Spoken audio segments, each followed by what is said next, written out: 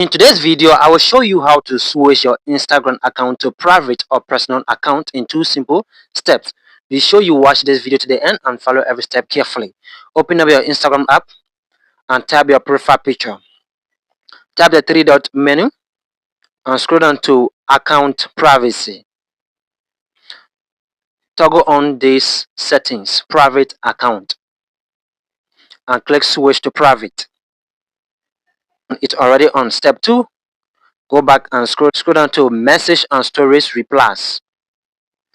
Tap on message request.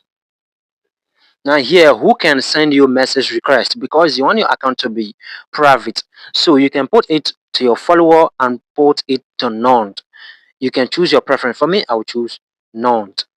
Okay, scroll down again. Who can add you to group chat? Everyone, people you follow or have messaged before. I'll put it to the second option. Now tap of message requested. How unwanted message request? Toggle this on, and your account is not private. Thanks for watching, and don't forget to hit the like button and subscribe for more useful tips.